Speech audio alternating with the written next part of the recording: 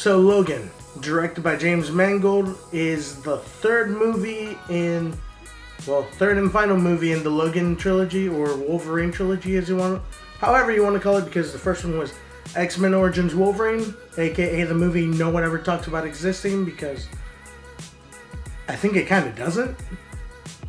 I mean, that's the way they made it seem, especially in Days of Future Past. So, second was the Wolverine, which I personally really enjoyed, up until pretty much the final act, which it was super solid. It was really good. I really enjoyed it, especially the uncut version, which I think overall is better, but still falls at the end the same way the original cut did.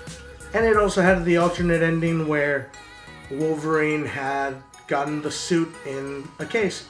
And now we're at Logan, which is the third and final movie in the Wolverine trilogy. And overall, I can say that I really enjoyed it. I had a lot of fun. Right away, I can tell you, it's not for kids. Don't take any kids to go see this. They should not see this kind of stuff. But for those of us who are old enough to see this, you will fangirl basically over what Wolverine is doing in the movie. The movie takes place in 2029 in the future, and it's pretty much just Logan on his own. You see that he's driving a limo, kind of just trying to save up money, just trying to live life. But then you see that he's actually taking care of Professor Xavier. And it's apparently just them two and this other guy that are left. There might be other mutants out there, but as far as we know, they're the only ones left. They're the only ones we know of. Until they come across this little girl who has been experimented on, and she's not a natural mutant, but she was a created mutant. At this point in his life, Logan's just tired. He's dying. He's done with everything. And it's not just him, it's Professor Xavier too. They're both just at a certain point in their lives where they just want to give up. And they talk about that in the movie, and I think that's one of the most human parts of it, because people live and they die. And for some of us that have watched these movies since we were little kids, and like, I saw the original X-Men when it first came out. Hugh Jackman has been playing this role for almost 20 years. There is no one who has played any character longer than that besides like the Star Wars characters, but he's played it more often than they have. And so in my mind, he's done it for longer. We've seen Wolverine be young and just be able to go berserk, and now as much as he wants to, he doesn't have that ability to do that anymore. He doesn't have the energy. He doesn't have the strength to do it. So whenever he does get to rampage or go berserk, you see him tire out really quickly, but he's still very effective. One of my favorite parts about the Wolverine was the amount of action and how they staged that action. And they totally did it better this time around. And I wasn't sure they were going to be able to top that, because when they were in the funeral in the Wolverine, he starts going crazy, killing all these guys. Of course, you didn't see the blood because it wasn't rated R. You see it in the unrated version. But this one being rated R, if you've seen Deadpool, you can expect to see that level of massacre. Just arms being chopped off. You've seen it in the commercial. Holy crap, it was fun. It definitely gets emotional. There were a couple times where I just like, man, it's a very well written story about these characters, Wolverine, Professor Xavier, and the little girl. And I won't say who the little girl is. I mean, you might have already seen and know who it is by the trailers, but if you don't know who that is, I think it's better.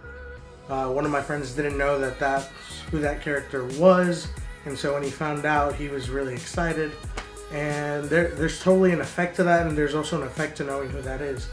Honestly, The villains weren't that great, but at the same time, I think it was more of an inner struggle for Wolverine, dealing with what happened apparently with the X-Men, why they're not present, and why Xavier is the only one besides him that's kind of around.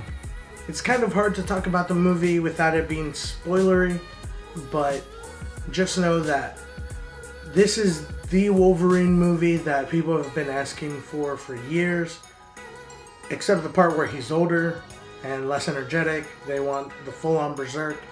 It is loosely based on the Old Man Logan comic. A lot of people wanted Clint Eastwood to kind of portray an older Logan.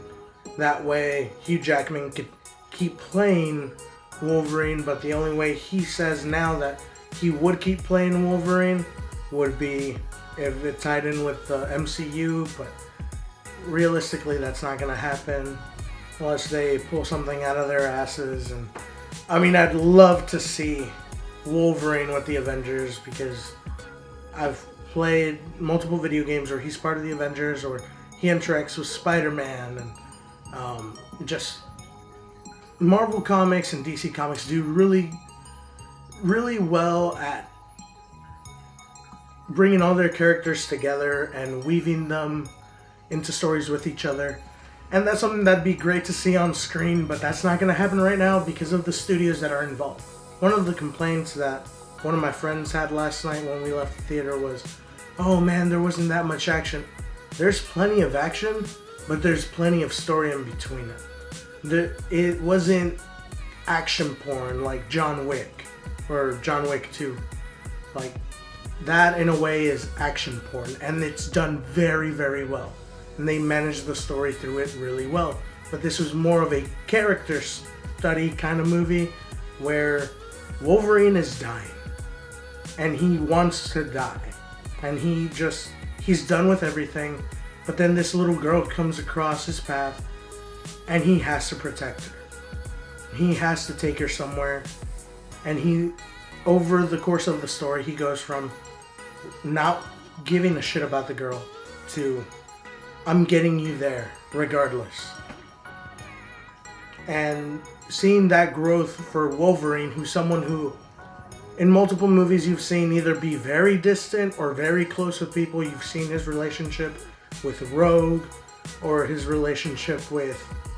By the way, there's no after credit scene, and once you see the movie you can understand why it wouldn't make sense to leave anything after the movie. Like, it would kind of kill the tone.